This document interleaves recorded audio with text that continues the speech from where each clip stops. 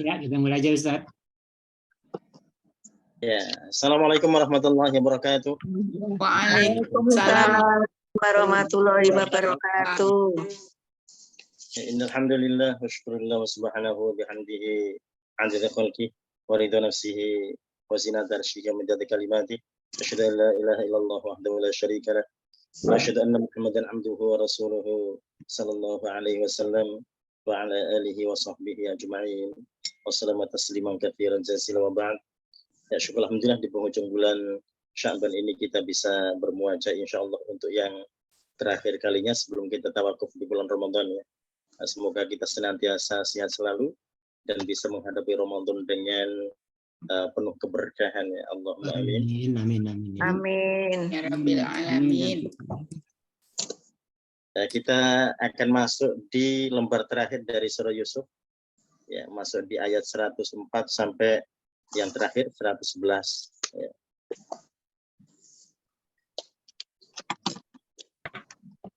A'udzubillahi minasyaitonirrajim. Bismillahirrahmanirrahim. Ya, silakan dari 104 Pak Mazwar. Fadhal. A'udzubillahi minasyaitonirrajim. Wa ma tas'aluhum alaihi min ajri, dan tidak kamu meminta mereka alaihi atasnya dari upah. In huwa illa dzikrul lil alamin. Tidaklah dia kecuali pelajaran bagi alam semesta. Ya. Wa ma tas'aluhum alaihi min ajr, dan engkau tidak minta upah pada mereka. In huwa illa dzikrul lil alamin. Tidaklah itu melainkan peringatan atau memberikan peringatan pada seluruh alam. Ya, jadi ini kalimat yang diucapkan oleh para nabi, para rasul, semuanya sama ya. Ya, jadi semuanya menyatakan hal yang demikian. Ya, dan ini dijelaskan di ayat yang ke-104 ini terkait dengan itu, ya, bahwasanya wa ma tas'alum alaihi min ajr. Ya, engkau tidak minta upah pada mereka, tetapi itu ada bentuk peringatan. Jadi ada orang-orang yang mungkin persepsinya berbeda ya. Nah, ini kalau kita beli para tokoh di saat-saat itu atau mungkin bahkan di saat-saat sekarang hingga akhir zaman nanti, yaitu ketika ada pendakwah-pendakwah itu ketika berhadapan dengan tokoh-tokoh masyarakat, itu nantinya mereka merasa seakan-akan mereka akan tergeser gitu ya.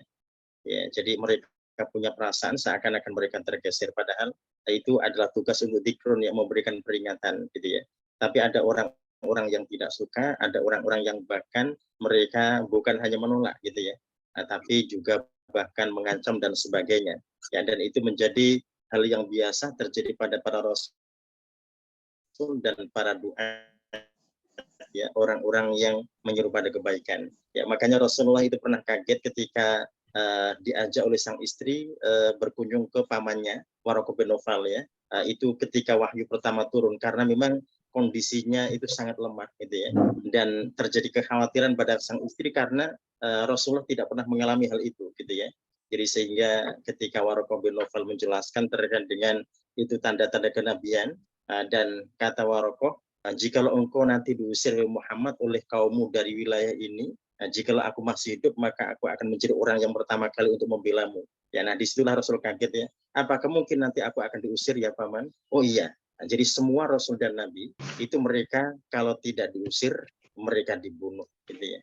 Ya, nah itu yang menjadi kekuatan Rasul untuk bisa bersiap diri terkait dengan informasi itu ya. Ya. Ya, makanya di ayat 104 ini memberikan penjelasan terkait itu, bahwasanya orang-orang yang menyeru kebaikan mereka akan menghadapi berbagai macam rintangan ya. Jadi orang-orang yang hitam pasti akan sangat tidak suka dengan itu. Nah, kita masuk pada ayat 105. Bu Husna silakan 105. A'udzubillahi minasyaitonirrajim. Bismillahirrahmanirrahim. Wa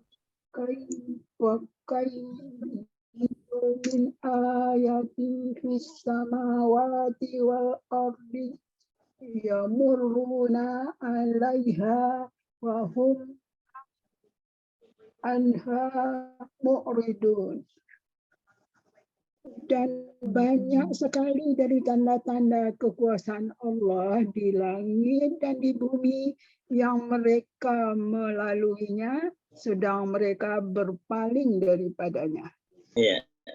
Wa ka'ayyin min ayah, ya ini sama dengan kafir ya. Dan begitu banyak di antara tanda-tanda kebesaran Allah fis samawati, baik di langit-langit wal ardi maupun di bumi, yang murruna 'alaiha, yang mereka itu melewatinya atau mereka melintasinya atau mereka menemuinya, wa hum anha mu'ridun, tetapi mereka tetap saja berpaling.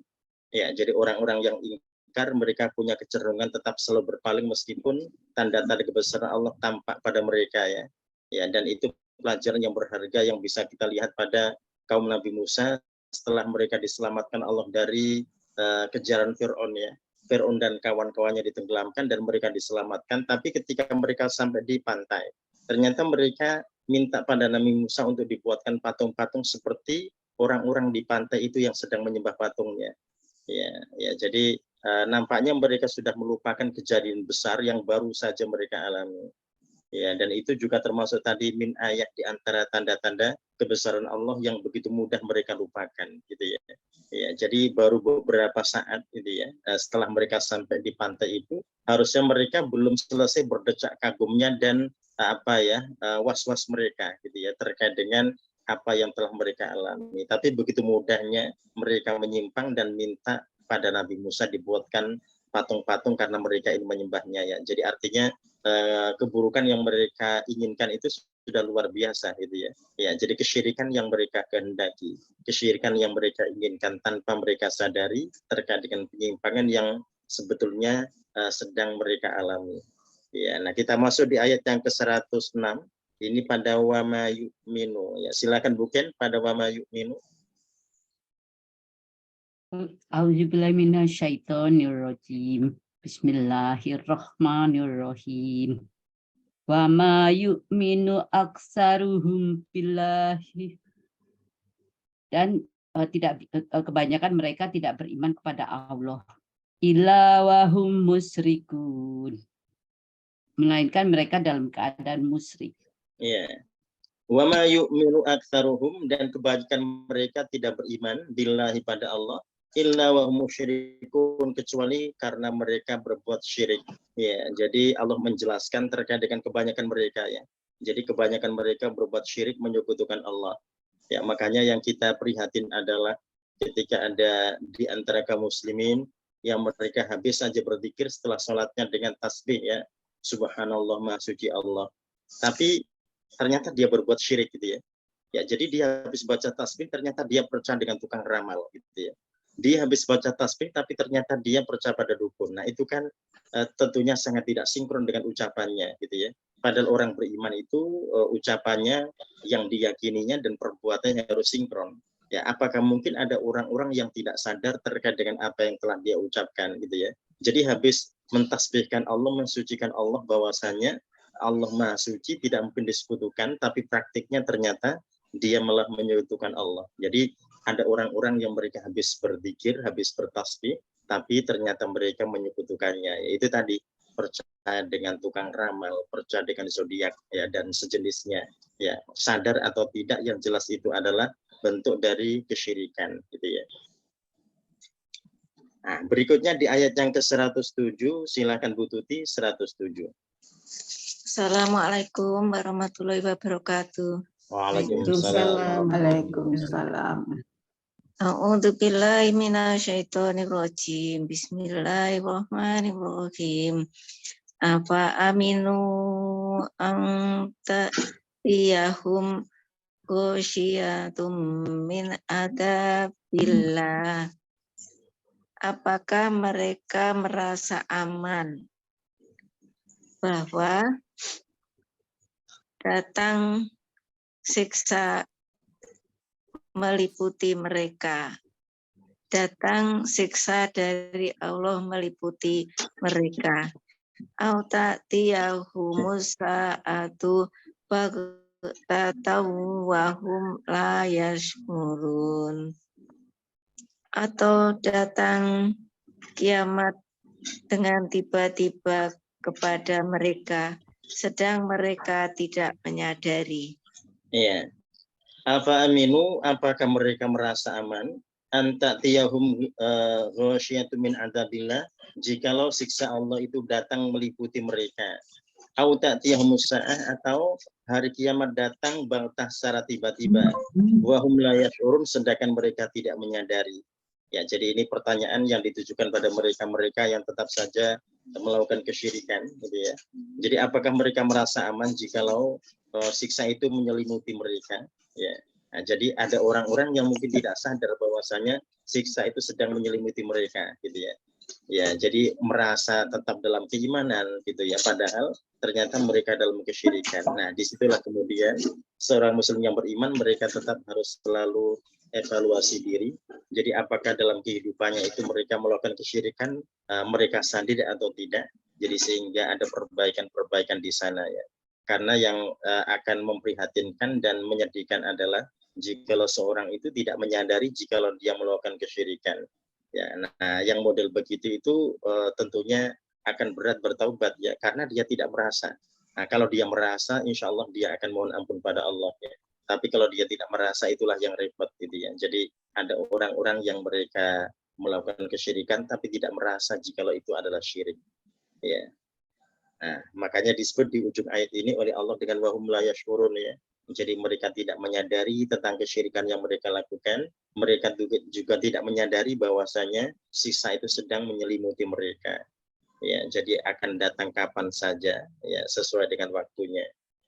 Nah, berikutnya kita masuk di 109. Pak Faisal mau baca 109?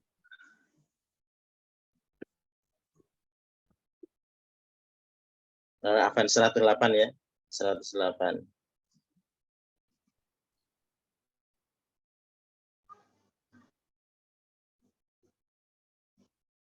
Ya, Bu Elvia 108.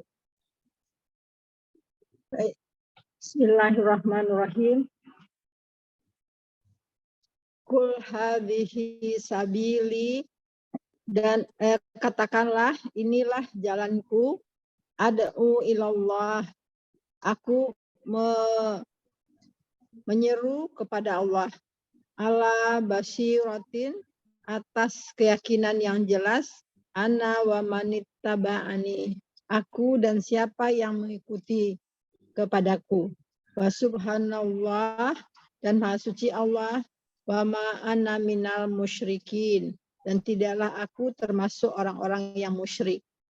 Ya, kul katakanlah Muhammad, jadi perintah Allah pada Rasulullah ya dengan kata kul ini. Hadis sabili, inilah jalanku. Ad'u ilallah, aku menyeru menuju Allah, atau aku menyeru untuk mentauhidkan Allah. Ala basiratin ana, ya, ala basiratin ana wa manittaba'ani. Ya, jadi atas jalanku dan juga orang yang mengikutiku. Wa subhanallahi wa ma ana minal musyrikin. Maha suci Allah, dan aku tidak termasuk di antara orang-orang yang musyrik atau di antara orang-orang yang syirik. Ya. Nah, jadi ini pernyataan Rasulullah bahwasanya Rasul menyatakan hadis sabili ya. Jadi dakwah adalah jalannya. Ya, nah kalau dakwah adalah jalannya, maka kita ketika membaca ayat 108 ini, kita juga akan merasa seperti orang yang diminta oleh Allah untuk kul mengatakan gitu ya. Ya, jadi kalau kita baca ayat ini, masing-masing di antara kita akan merasakan itu bahwasanya seakan-akan Allah sedang berbicara pada kita, menyuruh pada kita bahwasanya kita diajak untuk mengatakan hadis sabili. Jadi dakwah ini adalah jalanku gitu ya. Ya, jadi dakwah ini tentunya orang tidak memerlukan banyak pengetahuan gitu ya. Kalau mereka tahu satu ayat, maka mereka tugasnya menyampaikan gitu ya. Balighu anni walau ayat, sampaikan dariku meskipun satu ayat gitu ya. Nah, itu yang kemudian akan memotivasi siapa saja bahwasanya siapa saja berkesempatan untuk berbuat baik dan mereka dianggap ada di jalan Allah ketika mereka turut untuk bisa menyeru kepada kebaikan-kebaikan itu. Ya. Pak Ustadz bertanya, kalau hujah itu apa ininya? Artinya? Hujah. Oh, Ya. hujah itu bisa dalil atau alasan. Ya. Jadi hujah itu alasan atau dalil ya. Alasan atau dalil. Lalu Ya. itu tadi yang ayat 107 di mana kadang-kadang orang tidak menyadari tiba-tiba serasa musyrik gitu ya kan. Nah, Ya.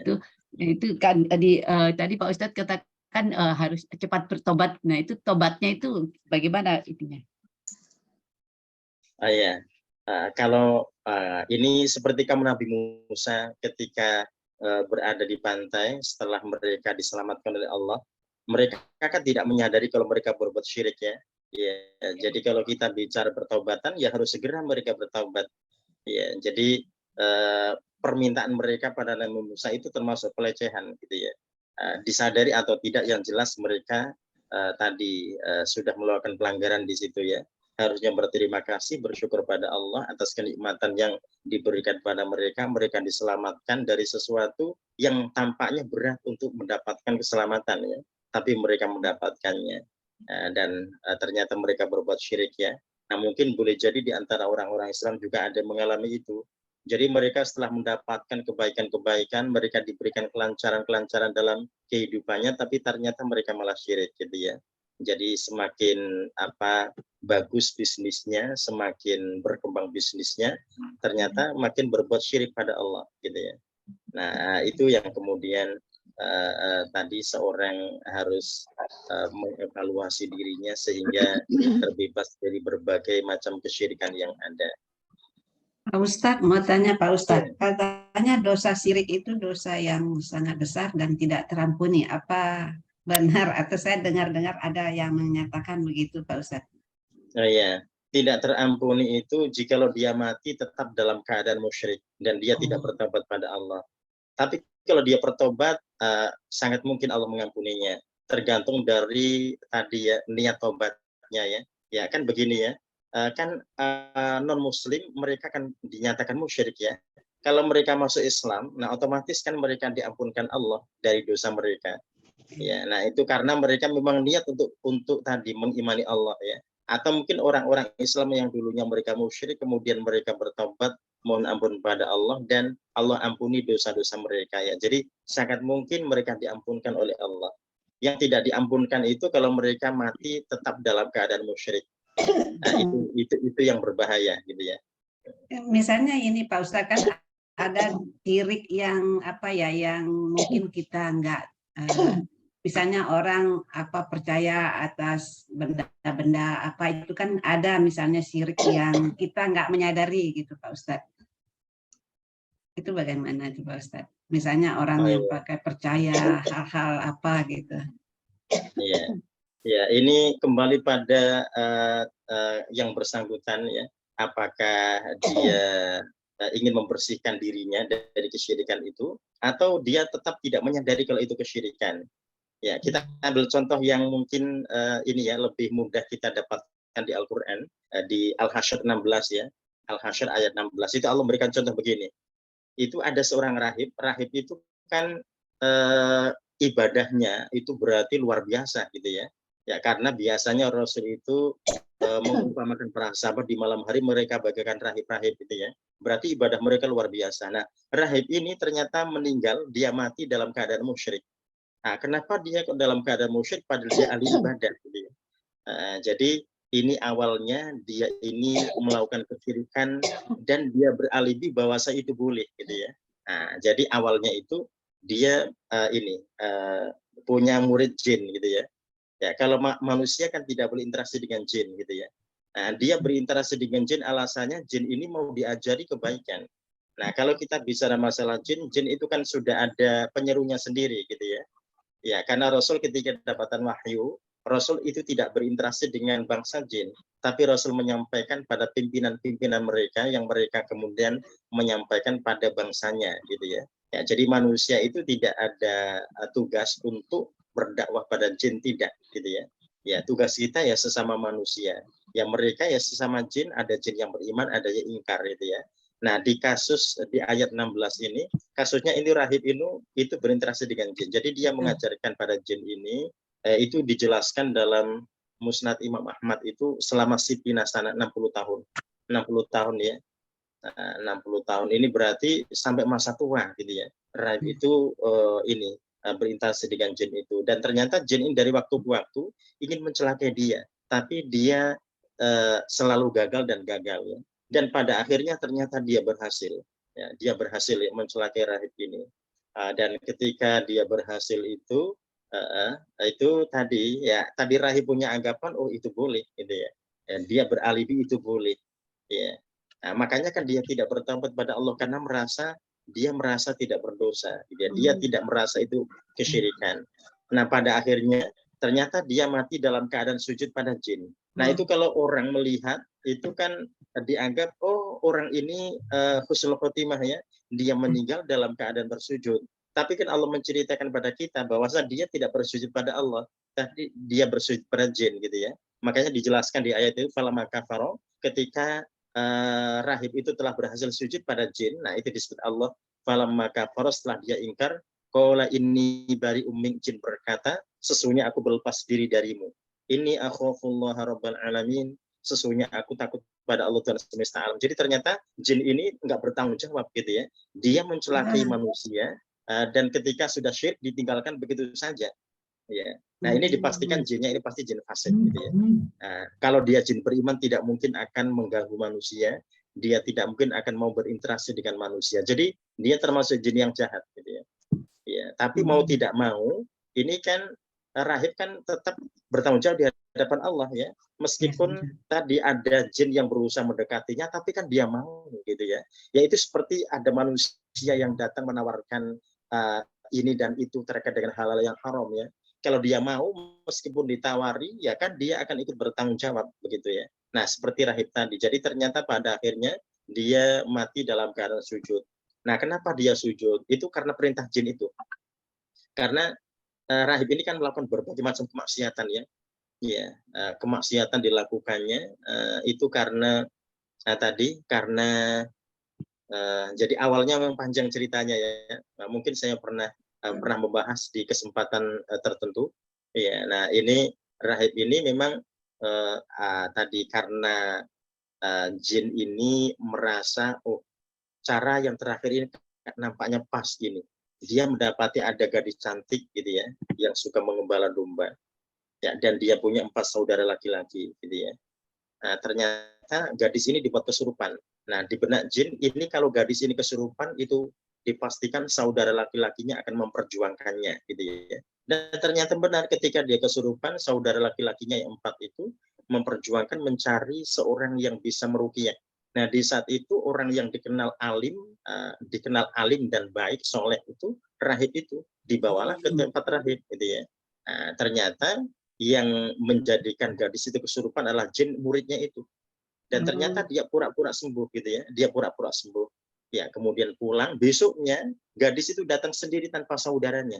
Nah, ketika datang sendiri dia berterima kasih pada rahib karena telah mengobatinya gitu ya. Tapi terima kasihnya bukan terima kasih memberikan hadiah baju atau apa ya. Ternyata dia menyerahkan tubuhnya. Na'udzubillah ya. Dan di saat itulah rahib itu dalam kecelakaan ya. Dia ternyata tergoda gitu ya dengan gadis tadi. Ya, kemudian itu tidak hanya sekali ya, beberapa kali dia datang kemudian dinyatakan gadis itu hamil gitu ya. Kemudian dibunuhnya gadis itu, dikuburkan di suatu tempat ya. Jadi kenapa jin itu rahib itu kok sampai sujud pada jin? Karena saudara-saudaranya itu mau datang menuntut balas gitu ya. Itu jin datang menginformasikan ke dia bahwasanya semua aksimu sudah aku ketahui. Dan sekarang saudara-saudaranya menuju ke tempat ini untuk menuntut balas. Ya, jika engkau ingin selamat dari ancaman mereka, sujudlah padaku sekali saja. Nanti engkau bisa bertobat pada Allah. Sujudlah sekali saja, engkau nanti bisa bertobat ya. Nah, ternyata kan dia gemetar ya, dia takut. Dia sujudlah pada jin. Ternyata ketika dia sujud itu akhir hayatnya ternyata. Falamma kafara, ketika dia telah ingkar, telah sujud, dia tidak bisa bangun lagi. Ternyata takdir Allah menetapkan dia mati di detik itu gitu ya. Ya, di saat dia bersujud. Jadi makanya orang kan tidak bisa begini ya. Nggak apa-apa lah maksiat, nanti kan bisa tobat. Nah, kalau model ayat 16 ini ternyata nggak bisa begitu. Seorang kan tidak tahu usianya ya, tidak tahu umurnya ya. Ya, jadi ketika bermaksiat ternyata itulah saatnya dia meninggal dan tidak bisa bertobat pada Allah. Nah, itu yang kemudian dijadikan contoh gitu ya oleh Allah terkait dengan orang yang menganggap tadi hal yang biasa gitu ya, apa yang dilarang dianggap biasa, pada akhirnya dia makin terperosok gitu ya. Ya, jadi Iya. kalau misalkan masyarakat penduduk di saat itu ya, ketika mendapati ada 4 saudara laki-laki yang kemudian menuduh rahib macam-macam, kan tidak mungkin percaya. Ya kan rahib dikenal sebagai seorang yang soleh gitu Yang ya. soleh. Iya. Dan memang tidak pernah ada tanda-tanda terkait dengan keburukannya itu. Yang tahu kan 4 orang itu tadi gitu ya. Ya, mereka tidak mungkin dipercaya masyarakat, pasti yang dipercaya adalah rahib tadi. Oh, rahib itu adalah orang yang husnul khotimah, dia meninggalnya sujud gitu ya. Ya, padahal ternyata kata Allah dia sujud pada jin. Nah, di ayat 17-nya itu Allah tetapkan dua-duanya masuk neraka. Baik jin maupun rahib itu masuk neraka dua-duanya. Ya, makanya ketika orang bertanya bagaimanakah dengan ibadah-ibadahnya gitu ya. Kok dia masuk neraka gitu ya. Nah, kata Rasulullah ibadahnya itu bagaikan kayu. Maksiatnya tadi bagaikan api. Kayunya sudah habis dimakan api. Gitu ya. Nah, seperti itu. Ya, nah itu contoh yang bisa kita dapati terkait dengan seorang yang kesyirikannya tidak diampunkan karena tidak pernah bertaubat pada Allah. Jadi akhir itu yang menentukannya Pak Ustadz. Kalau Betul, kita akhir yang meninggal menentukan. dalam Ya, husnul khotimah. ya Oke. itu kebalikannya dengan ayat 100 di surah An-Nisa ya, yang membunuh 99 orang sampai 100 itu ya. Ternyata dia masuk surga kan begitu ya. Ya, kebalikannya. Jadi berbeda antara rahib di ayat 16 di Al-Hasyr dengan seorang yang membunuh hingga 100 itu di ayat 100 di surah An-Nisa ya. Bedanya kalau pembunuh itu selalu ingin bertobat dari waktu ke waktu, dia sadar kalau itu adalah dosa. Cuma kan dia belum mendapati jawaban yang pas. Setiap kali bertanya pada seorang ulama, jawabannya semua sama, dianggap tidak diampunkan dosanya, orang membunuh banyak orang gitu ya. Ya, ternyata yang ke-100 itu berbeda jawabannya. Siapapun yang ingin bertobat pada Allah, apapun dosanya, Allah akan mengampuninya. Dia, jikalau syarat-syarat tobat sudah dia laksanakan, gitu ya. Dia mohon ampun padanya, berjanji tidak mengulangi dan menyesal. Kalau ada urusan dengan orang lain, diselesaikan urusan itu, kan begitu. Ya, nah orang ini kemudian kan akan mendalami keislaman, gitu ya. Menuju ke sebuah majelis kan, kemudian meninggal dalam perjalanan, ternyata masuk surga gitu ya, padahal belum banyak melakukan kebaikan di sana ya. Nah itu tadi dia berusaha, jadi berarti cita-cita orang bercita-cita bertaubat itu bagus gitu ya. Ya, jadi yang 16 Al-Hasyr tidak ada cita-cita bertaubat, orang menganggap remeh gitu, dianggap enteng dosanya. Kalau yang 100 di An-Nisa ini dia tahu kalau itu dosa dan dia ingin selalu bertaubat. Ternyata keinginannya Allah kabulkan ya. Nah, yang tidak pernah punya keinginan ya bagaimana dikabulkan, orang tidak punya keinginan sama sekali. Iya. Makasih banyak Pak Pak Ustadz. Ustadz, mau nanya Pak Ustadz. Ya, Itu silakan. kalau orang yang percaya bahwa Nabi Khidir itu masih hidup dan berguru sama Nabi Khidir, itu gimana Ustadz? Ada nggak dalilnya mengatakan bahwa Nabi Khidir itu masih hidup? Oh ya, kalau Nabi Khidir masih hidup ini khilaf ya. Ya. Karena Nabi Khidir statusnya pun juga khilaf ya. Apakah Nabi Khidir itu seorang yang soleh atau nabi gitu ya. Ya, itu juga terjadi perbedaan di antara itu. Ada mengatakan hanya orang soleh saja, ada mengatakan seorang nabi. Tapi yang jelas bukan rasul gitu ya. Yeah. Kalau rasul bukan. Jadi perbedaannya tadi khilafnya orang yang soleh saja atau seorang nabi. Ya, karena memang di Al-Qur'an di situ kalau kita kembali pada surah Al-Kahfi ya, itu kan disebut oleh Allah dengan abdun soleh ya, hamba Allah yang soleh. Jadi Nabi Musa bertemu dengan hamba Allah yang soleh di situ ya. Makanya kemudian terjadi perbedaan di antara ulama terkait siapa statusnya Nabi Khidir ini apa? Apakah nabi atau hanya orang soleh saja? Nah itu tadi juga terkait dengan usianya itu juga ada khilaf ya. Ya, yang jelas begini, seorang itu jangan sampai kemudian merasa dia berguru pada Nabi Khidir gitu ya. Ya, emang dia tahu seperti apa wajahnya. Nanti kalau ditemunya itu adalah jin bagaimana? Iya, ya itu. Ada yang Itu ngaku nanti begitu, ya, Ustaz. itu Ada nanti yang seperti ngaku. begini. Jadi orang bermimpi bertemu Rasul itu kan mimpi yang benar ya. Tapi kita ingat harus ada catatan. Para sahabat itu kan tahu wajah Rasulullah. Mereka tidak mungkinlah ditipu oleh jin kan begitu ya. Jadi kalau mimpi bertemu dengan Rasulullah, insya Allah mimpi mereka benar gitu ya. Tapi kalau kita kan tidak pernah tahu wajah Rasulullah ya. Tiba-tiba kita di mimpi itu kedatangan dia mengaku sebagai Rasul. Nah, apakah kita bisa percaya? Kita tidak bisa percaya. Ya, kalau kita ditipu bagaimana? Orang kita nggak pernah lihat wajah Rasulullah, gitu ya. Makanya di zaman sekarang ini, jadi tabiin sampai sekarang itu ketika mereka bermimpi bertemu Rasul tidak perlu diceritakan karena belum tentu valid dan kemungkinan besar tidak valid karena mereka bisa ditipu oleh jin tadi. Ya memang jin kan tidak bisa menyerupai Rasulullah ya. Jin bisa menyerupai siapa saja tapi tidak bisa menyerupai Rasulullah. Masalahnya adalah pernahkah orang itu melihat wajah Rasul? Apakah dia benar merasa tidak ditipu oleh jin dalam mimpinya itu gitu ya. Nah, itu menjadi pertanyaan besar buat orang-orang yang merasa pernah bermimpi bertemu dengan Rasul. Kalau sahabat tidak ada masalah ya. Insya Allah mereka tidak tertipu. Jadi orang yang merasa belajar ke Nabi Khidir itu gimana, Ustaz? Ada yang Ustadz yang ngaku begitu. Terus Mbah Mun katanya juga pernah belajar sama Nabi Khidir. Terus apa namanya tuh yang presiden kita nih, ya Gus Dur, katanya juga pernah belajar sama Nabi Khidir. Ya. Itu al-khobar ya, itu namanya khobar ya. Khobar itu ada dua kemungkinan. Tapi yang Ustadz terakhir yang saya bilang itu valid Ustadz, bahwa dia memang belajar ke Nabi Khidir. Ada yang dia sendiri ngaku, terus kemudian dia juga pernah mengajak yang orang yang kami kenal untuk sama-sama belajar di situ. Itu. Jadi gimana itu ya? Terus dan setelah belajar ke situ tuh jadi kajinya jadi aneh-aneh gitu Ustaz. Ya itu. Nabi Khidir.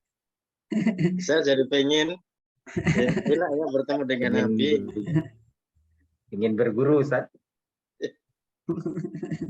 Iya. Ya itu tadi ya, tetap seorang harus hati-hati karena tadi ya tipuan-tipuan itu bisa terjadi ya. Jadi sehingga tetap waspada dan berhati-hati. Ya, yang penting begini, kita itu tidak boleh berbangga dengan diri saja, nggak boleh ya, apalagi berbangga dengan guru gitu ya, membanggakan gurunya, Jadi maksudnya begini, sombong karena guru gitu ya, ya itu sombong karena diri kan juga tidak boleh gitu ya. Ya jadi tetap mesti mewaspadai hal-hal yang bisa merusak iman seseorang ya. Ya kan tidak boleh begini ya. Saya adalah asyab ya, asyab. Jadi seorang pemuda yang kuat adalah yang mengatakan ha anada inilah aku. Jadi seorang pemuda yang kuat bukan mengatakan ha huwa abi inilah ayahku, tidak begitu ya. Ya. Nah, jadi orang yang baik itu yang mengatakan inilah aku, bukan inilah ayahku atau inilah guruku gitu ya. Lah kalau dia pelaku maksiat mengatakan inilah guru kan bertolak belakang gitu ya. Ya. Tapi kalau dia berani mengatakan inilah diriku, saya insya Allah bebas dari berbagai macam kemaksiatan. Nah, bisa gitu ya.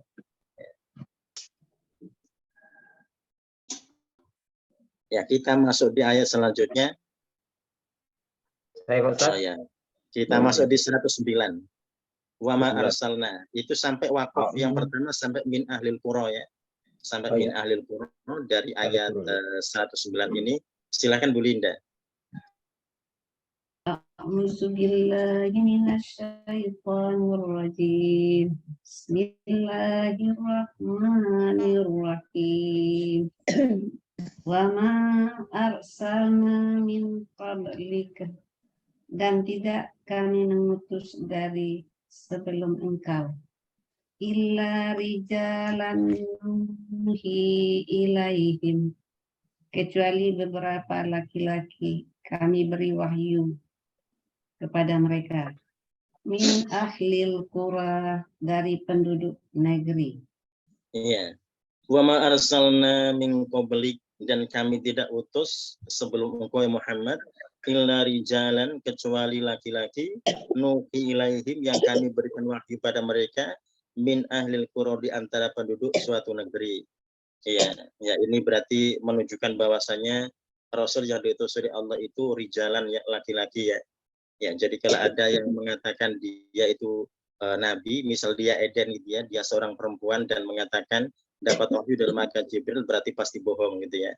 Ya, karena Allah menyatakan di ayat ini bahwasanya yang diutus oleh Allah adalah rijalan, laki-laki, jadi Rasul semuanya laki-laki. Ya, nah dilanjutkan pada afalam yasiru Bu Siti Ainul. Pak Faisal siap tuh Ustaz. Ya. Pak Faisal siap tadi. Oh ya, silakan Pak Faisal. Dari afalam. Ya, ayat 109 ya. Ya.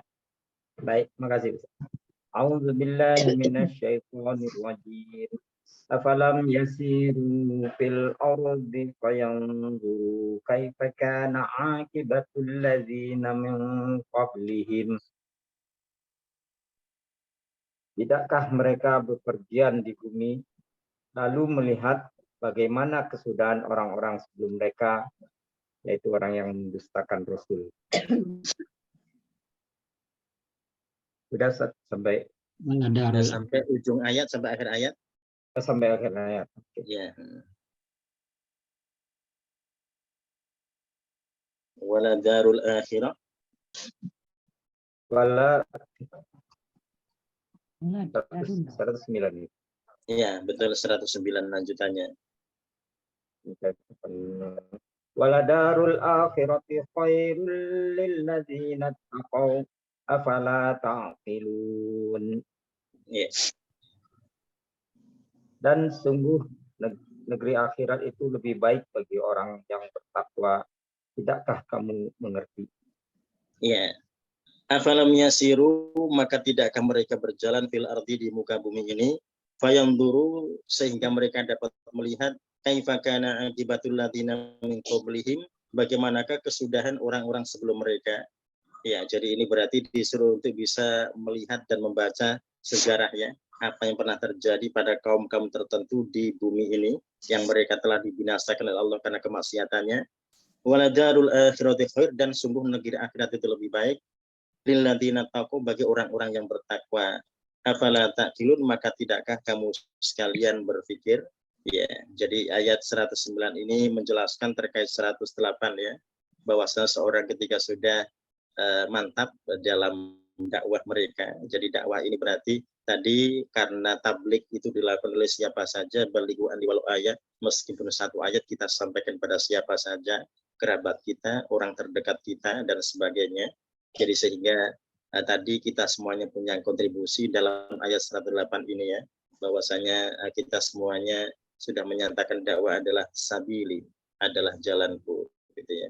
Nah, tentunya caranya berbeda-beda ya, sesuai dengan kapasitas masing-masingnya. Ya, jadi ini kita bisa bayangkan kalau penegak hukum itu mereka bisa melaksanakan keadilan seadil-adilnya di situ, yaitu adalah dakwah yang luar biasa juga gitu ya. Ya, jadi dakwah ini tidak hanya milik orang-orang tertentu, tapi dakwah ini adalah milik umat Rasulullah gitu ya, yang semuanya akan berkiprah sesuai dengan kapasitas mereka masing-masing.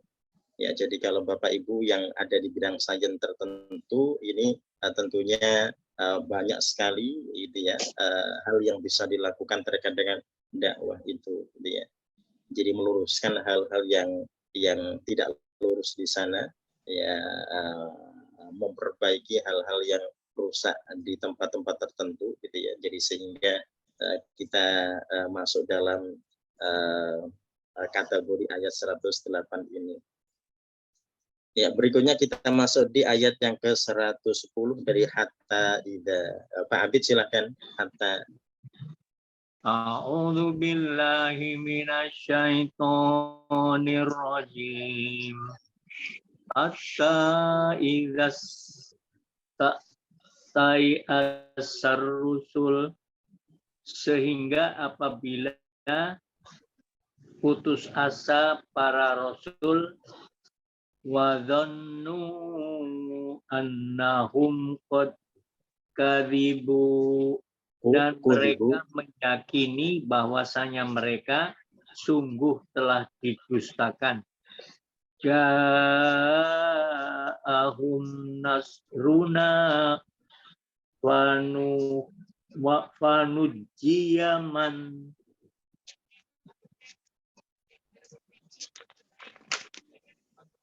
nasya'u wala yuraddu ba'suna anil qaumil mujrimin.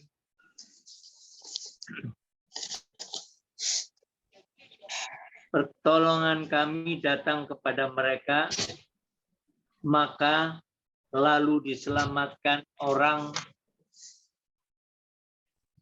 yang kami kehendaki dan tidak ditolak siksa kami dari kaum orang-orang yang berdosa. Ya. Hatta idza stai'asar rusul, sampai ketika para rasul itu tidak memiliki harapan lagi. Ya, jadi ini aslinya istai'asar rasul ini aslinya para rasul berputus asa ya. Tapi para mufassir mereka tidak memaknai seperti itu. Karena nanti konotasinya buruk gitu ya. Jadi mereka memaknainya sampai para rasul itu tidak punya harapan lagi terhadap orang-orang yang diserunya. Ya. Nah, jadi sehingga tidak dianggap rasulnya putus asa ya. Ya, nah jadi kalau para rasul sudah merasa tidak punya harapan pada mereka, wadhannu annahum qad kudzibu, dan mereka yakin bahwasanya diri mereka telah didustakan, maksudnya telah didustakan oleh kaumnya, ja'ahum nasruna, pasti pertolongan kami akan datang kata Allah. Fanujiyaman nasya, dan akan diselamatkan yang dikehendaki oleh Allah. Jadi yang dikehendaki tentunya rasul-rasul ini ya. Wala yuraddu ba'suna, dan siksa kami tidak ditolak anil qaumil mujrimin, dari kaum yang berdosa. Artinya kaum yang berdosa itu siksanya tidak bisa tertolak. Pasti akan terjadi siksa itu pada mereka. Ya, nah ini nanti ada pengecualian ya. Pengecualian itu adalah kaum Nabi Yunus ya.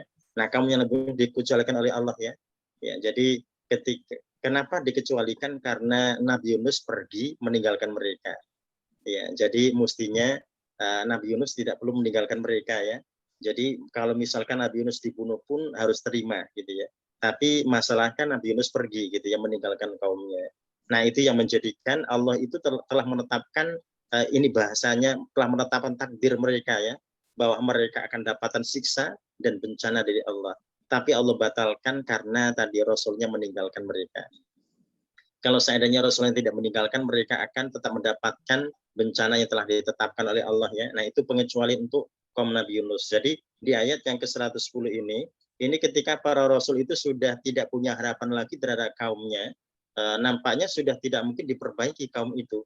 Nah, itu dipastikan bahwasannya pertolongan Allah akan diberikan pada rasul itu ya, dan kemudian siksa akan ditimpakan pada kaumnya itu, dan mereka tidak akan bisa menolak siksa itu. Pasti akan terjadi siksa itu pada kaum mujrimin yang berdosa itu gitu ya. Ya, jadi sehingga seorang tidak boleh khawatir, gitu ya, tidak boleh khawatir karena hidup ini adalah perjuangan. Nah, apapun yang terjadi pada mereka ketika mereka dalam jalan Allah di 108 tadi, maka apapun yang terjadi tentu telah ditetapkan oleh Allah ya, karena sudah berada di jalan kebaikan. Ya, jadi kalau usia Allah yang punya, gitu ya. Nah, usia Allah yang punya. Orang tidak bisa mematikan orang lain, gitu ya. Ya, kalau mereka berusaha untuk bisa melakukan ini dan itu, tapi tetap usia Allah yang punya. Gitu ya. Ya, jadi di ayat 110 ini kalau sudah tidak ada harapan lagi, maka Allah akan siksa kaum itu dan Rasulnya akan diselamatkan oleh Allah. Nah, jadi kalau kita dapati Nabi Isa pernah berkata begitu ya, Nabi Musa juga pernah berkata begitu. Bahkan doa Nabi Musa jelas sekali di surah Al-Maidah itu ya, ya bahwasanya Robbi inni la amliku illa nafsi wa akhi gitu ya. Ya, wahai Tuhanku, aku tidak punya siapa-siapa lagi kecuali aku dan saudaraku, maksud Nabi Harun. Jadi semua kaumnya ingkar semua ya, mereka berkhianat semua. Ketika disuruh masuk ke wilayah Al-Ardhul Muqaddasah tapi mereka menolak gitu ya. Nah, itu dianggap mereka berkhianat semua sehingga tinggal dirinya dan saudaranya. Maka doanya fafruq bainana wa bainal qaumil fasikin, ya Allah pisahkan antara kami dan orang-orang fasik itu. Jadi mereka sudah dicap sebagai orang-orang fasik gitu ya. Ya, jadi berarti mereka tinggal menunggu intadiri saat ya, tinggal menunggu datang waktunya siksa itu pada mereka, karena Rasulnya sudah merasa tadi istai asar rusul ya, sudah tidak punya harapan terhadap mereka. Ya, sudah begitu banyak pengkhianatan yang mereka lakukan gitu ya. Ya, orang Jumatan saja sudah dirubah jadi Sabtu gitu ya. Sudah semuanya diberikan pada mereka, mereka pernah diberikan manna dan salwa gitu ya. Apa saja pernah diberikan pada mereka, tapi ternyata tidak menjadikan mereka beriman gitu ya. Tapi ternyata menjadikan mereka makin ingkar. Jadi wajar kalau Nabi Musa kemudian merasa sudah tidak punya harapan pada mereka, dan pada akhirnya terpisahlah Nabi Musa dengan mereka. Nah, kita masuk di ayat yang 111 ayat terakhir ya. Ini kita wakaf di wakaf yang pertama sampai di ulil albab ya. Bu Siti Ainul silakan. Laqad kana.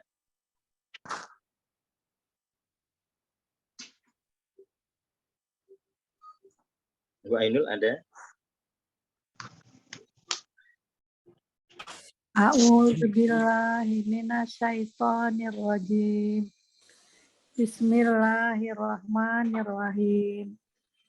Laqad kana fi qasasihim ibratun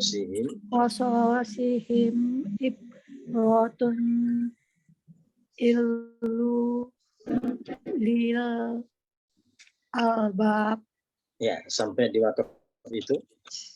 Sungguh adalah pada kisah-kisah mereka terdapat pengajaran bagi orang yang mempunyai akal. Ya. Laqad kana fi qasasihim ibratun liulil albab, sungguh ada pelajaran bagi orang-orang berakal dalam kisos atau qasas mereka atau dalam kisah-kisah mereka. Ya, jadi dalam kisah-kisah kaum terdahulu, orang-orang yang pandai berpikir pasti mereka akan bisa ambil pelajaran ya. Ya, jadi mereka tentunya akan menjadi lebih baik ya. Jangan sampai orang-orang yang berakal ini mengulang siksa yang pernah dialami oleh kaum-kaum terdahulu. Jadi kesalahan apa yang menjadikan mereka disiksa oleh Allah, nah itu orang berakal pasti akan menghindarinya ya. Jangan sampai orang-orang yang berakal itu akan sama dengan orang-orang yang telah mendapatkan musibah dan bencana dikarenakan kemaksiatan mereka. Nah, lanjutannya Bu Anida silahkan makana. A'udzu billahi minasyaitonir rajim. Bismillahirrahmanirrahim. Maka hadisan yuftara walakin tasdiqal ladzi baina yadayhi. Tidak cerita-cerita dibuat-buat, akan tetapi membenarkan kitab-kitab yang pada sebelumnya. Wa tafsila kulli syai'in wa hudaw wa rahmatal liqaumi yu'minun, dan menjelaskan segala sesuatu dan petunjuk dan rahmat bagi kaum mereka beriman. Ya. Makana haditsan, ya, kejadian-kejadian itu yuftaro, tidak diada-adakan ya. Walakin tasdiqul ladzi baina yadayhi, tetapi itu membenarkan apa yang ada sebelumnya. Wa tafsila kulli syai', dan untuk menegaskan atau merinci atau menjelaskan segala sesuatu. Wa huda wa rahmah, menjadi petunjuk dan rahmat liqaumin yu'minun, untuk kaum yang beriman. Ya, jadi apa yang kisah-kisah yang terjadi sebelumnya terkait dengan orang-orang atau kaum-kaum yang mereka telah dibinasakan oleh Allah, itu bukan haditsan yuftara ya. Itu bukan kejadian yang diada-adakan, tapi itu semua benar adanya ya.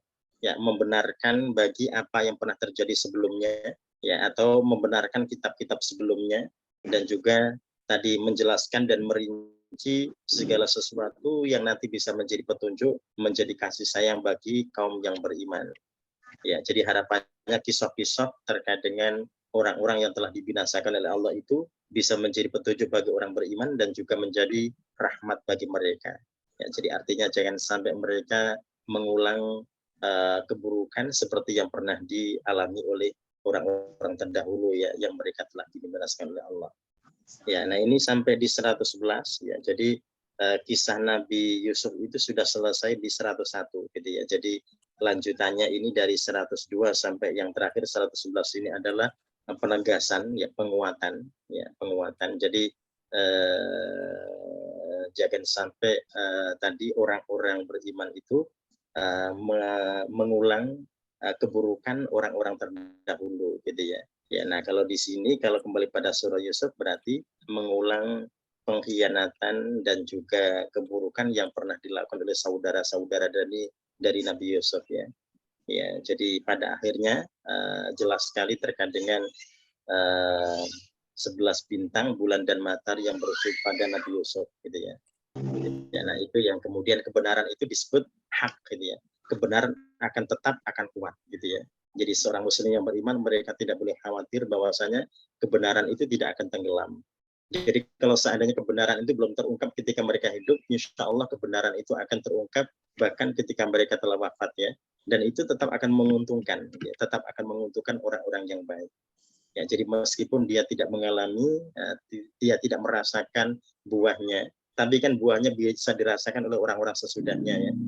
Ya, jadi makanya ketika ada seorang yang ditanya oleh Rasulullah, ya, Rasul ini memuji orang itu, ya. Ini engkau ini menanam pohon kurma. Oh iya ya Rasulullah. Ini pohon kurma ini kalau berbuah ini sekitar berapa lama? Ya, ketika ditanam berbuah itu paling cepat 5 tahun, gitu ya. Usianya sudah 70, ya. Ya, dan ternyata ya kebaikannya luar biasa, ya. Ya, nanti engkau kalau tidak bisa menikmatinya bagaimana? Ya Rasulullah, saya bisa menikmati kurma-kurma sekarang ini karena ditanam oleh orang-orang terdahulu, ditanam oleh pendahulu-pendahulu saya. Jikalau sekarang saya tidak menanam, nah apa nanti yang akan bisa dinikmati oleh orang-orang sesudah saya? Jadi dia menanam bukan karena ingin menikmati apa yang dia tanam, tapi memang ya ingin disedekahkan pada orang-orang sesudahnya, ya.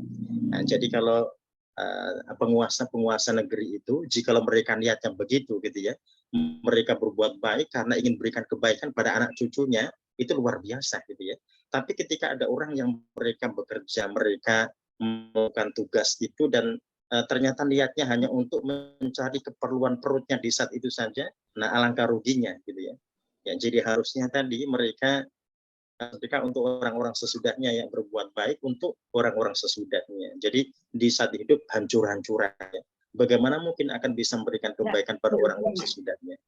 Ya, jadi yang seperti itu tentunya akan mengingatkan kaum muslimin, gitu ya, bahwasanya mereka ketika hidup ini harus tadi banyak berbuat dan tidak harus untuk mereka buahnya, ya.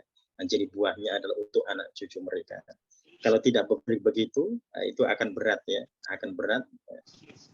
Nah, itu insya Allah kita sampai di penghujung surah Yusuf ini dan lembar terakhir ternyata berisi nasihat-nasihat. Ya. Jadi jangan sampai kita mengulang kesalahan-kesalahan yang pernah dilakukan oleh saudara-saudara Nabi Yusuf, ya. Nah, jadi mereka adalah kesesaraan dalam hidupnya, gitu ya. Ya, karena mereka melakukan tadi keburukan-keburukan. Ya, sampai di 111 kita, ya, oke.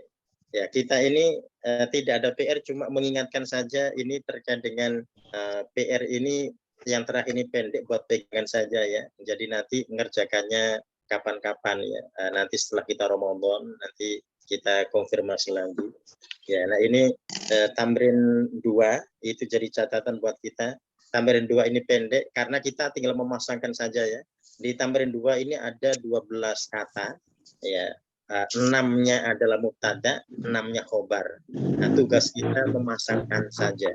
Jadi nanti silakan kita pasangkan mubtada di situ. Nah, kita ingat mubtada berarti yang ada al-nya, ya. Yang khobar berarti yang tidak pakai al dan ada tanwinnya di situ, ya. Nanti tugas kita tinggal memasangkan saja. Jadi nanti hanya ada 6 nomor di situ, ya. Ada mubtada khobar, ada 6 nomor, ya. Jadi tugas kita di tamrin 2 ini memasangkan saja. Ya, itu nanti boleh dikerjakan dengan santai, ya, karena kita masih ketemu lagi nanti pada Ramadan insya Allah. Ya, di bulan Ramadan ini tadi kita punya tugas untuk mengikuti kebiasaan para ulama terdahulu, ya. Ya, jadi mereka banyak melakukan aktivitas ibadah mereka, terutama dalam tilawah, ya. Mereka menghantamkan tilawah-tilawah mereka, ya, karena memang pahalanya dilipat gandakan sampai ila sabati mati divin sampai 700 kali lipat di bulan Ramadan ya.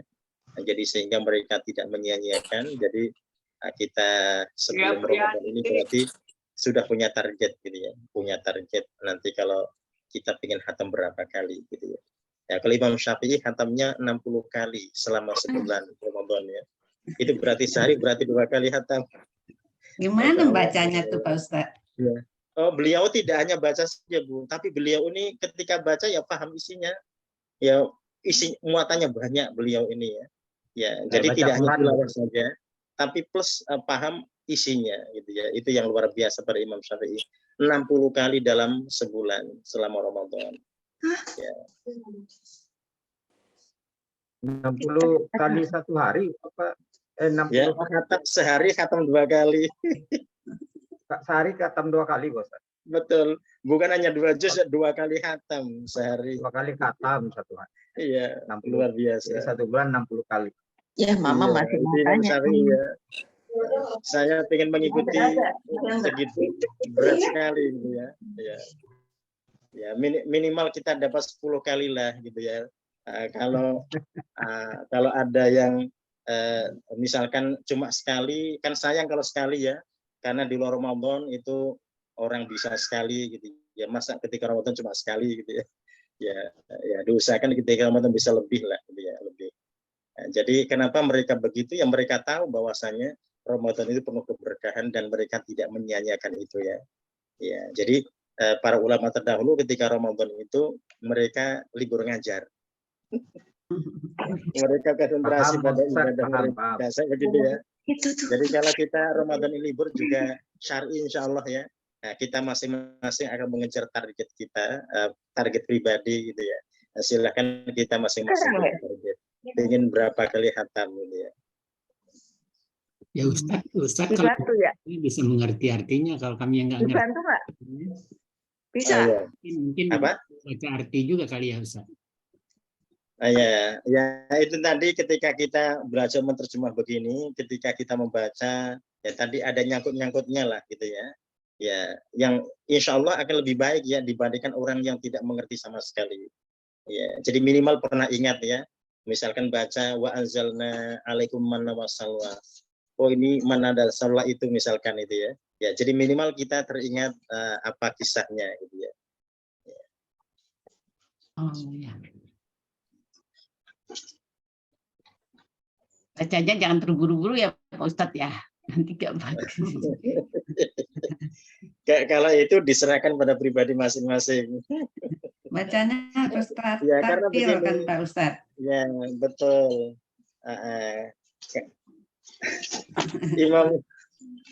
Imam Syafi'i masa bisa 2 kali khatam dalam sehari. Saya itu mencoba sehari itu pernah berusaha gitu. Sehari itu ya khatam ya itu ya sehari, nggak bisa 2 kali, sekali itu sudah nggak ngapa-ngapain gitu ya. Itu berarti 24 jam yang dipakai tidur kan 8 jam. Jadi yang 16 jam sisanya tuh dipakai untuk baca Quran. Jadi satu kali kata kira-kira 5 jam itu ya Pak Ustadz. Oh nggak Kan bisa. Kalau 5 jam nggak bisa. Orang 30 juz. Nggak bisa Pak Ustadz, saya 1 juz 2 jam atau 1,5 jam. Itu loh yang tadi yang satu hari dua kali khatam itu berarti kan kalau sehari khatam sekali itu 1 juznya itu 25 menit. 20 sampai 25 menit ya. Nah, 25 itu menit. Bisa Saya 45 menit khatam sekali. Ya? Saya 45 menit. Kalau 45 menit berarti 2 hari khatam. 45 menit 1 juz ya Pak Faisal ya? Iya. Karena harus istirahat ya. Jadi seorang tidak perlu menghantamkan Al-Quran tanpa istirahat. Jadi harus hak badan harus diberikan ya. Iya. Jadi gini Pak Ustadz, kami di masjid sini berusaha juga membaca di dalam sholat tarawih, dan kalau ada yang qiyamul lail dan menjalankan tadarus, jadi satu kali khatam melalui ibadah rame-rame, 1 kali melalui sendiri. Ini soalnya terakhir ya, jadi Ya, bisa juga begitu ya, orang mengagendakan di saat qiyamnya ya. Cuma Imam Syafi'i ini ada catatannya.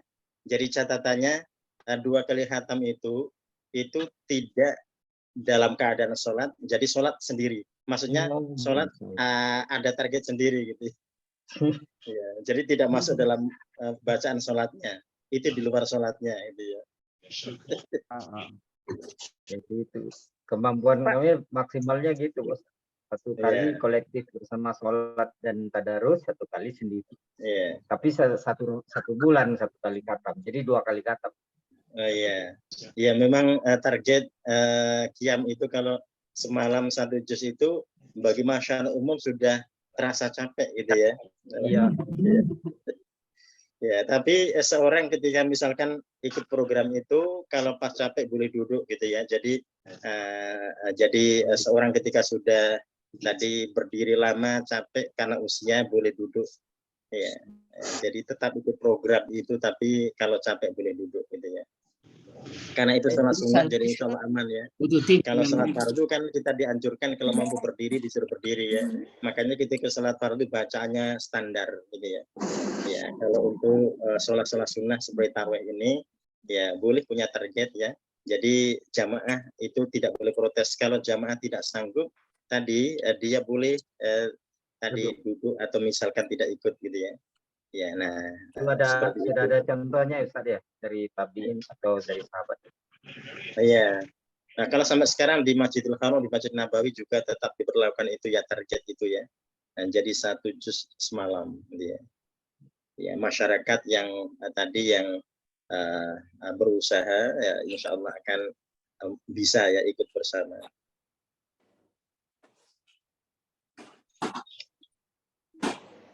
nggak bisa.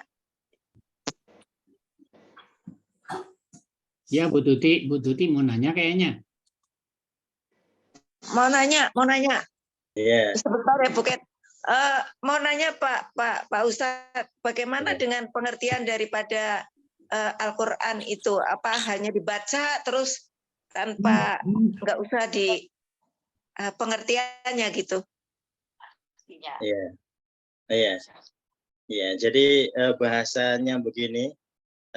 Orang ketika belajar itu di luar Ramadan selama 11 bulan ya. Nanti Ramadan implementasi dari apa yang dia pelajari. Ya. Ya, jadi ketika Ramadan ini berarti tadi memfokuskan pada amaliyah target-target pribadi gitu ya. Nah, ketika belajar berarti di luar Ramadan itu ya. Ya, jadi makanya kenapa para ulama terdahulu ketika Ramadan mereka pilih libur ya. Ya, karena memang tadi belajar mengajar ada di luar Ramadan, gitu. Seperti itu. Jadi mereka fokus ketika Ramadan. Ya. Fokus baca ya, fokus baca. Gitu. Ya, masalahnya Bu Tuti, mereka baca itu mereka juga memahami isinya. Langsung jadi sekali dayung beberapa pulau terlampaui, itu ya. Bukan hanya 2 pulau saja mereka itu. Ya, sekali dayung beberapa pulau terlampaui. Jadi mereka juga tidak hanya tilawah ya, tidak hanya tafsirnya yang baik ya, pemahamannya juga mereka dapat gitu ya. Ya, mereka juga teringatkan akan pesan-pesan yang ada pada ayat-ayat yang mereka baca. Ya, nah itu yang luar biasa pada mereka ya. Iya, terima kasih Pak Ustadz. Ya, sama-sama. Ya, jadi ini kalau misalkan kita punya target 5 kali khatam dalam sebulan misalkan ya, berarti sudah merencanakan waktu kapan saja kita akan tilawah gitu ya. Apakah setiap habis sholat fardu gitu ya. Nah itu termasuk rencana-rencana gitu ya. Kalau seorang target 3 sholat fardu yang mana saja atau jadwalnya kapan saja dia membaca gitu ya. Ya. Ya jelas ketika merencanakan kan berarti semua sudah terjadwal ya waktunya ya. Jadi bukan waktu sisa tapi memang tadi mempersiapkan waktu itu untuk mencapai targetnya.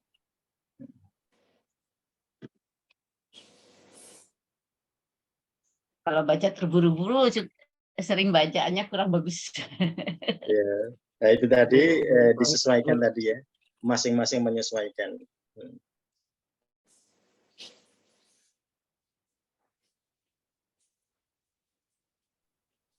Ya itu insya Allah ya sampai ketemu ba'da Ramadan insya Allah. Semoga Ramadan kita benar-benar berkah ya. Kita bisa mendapatkan Amin. Lailatul Qadar di Ramadan 1444 ini. Insya Allah. Amin. Amin. Boleh jadi ini kan Ramadan terakhir kita kan Ustaz. Ya, makanya kita berusaha mempersiapkan Ramadan kita ya. Apa yang akan kita laksanakan di Ramadan nanti.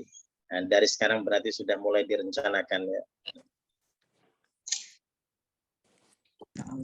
Baik. Ya ini insya Allah sampai ketemu ba'da Ramadan. Ya, Ya, kita Ustaz. akhiri dengan hamdalah dan doa kafaratul majelis. Alhamdulillah Alhamdulillah Rabbil Alamin. Subhanakallahumma bihamdika asyhadu an la ilaha illa anta astaghfiruka wa atubu ilaik. Assalamualaikum warahmatullahi wabarakatuh.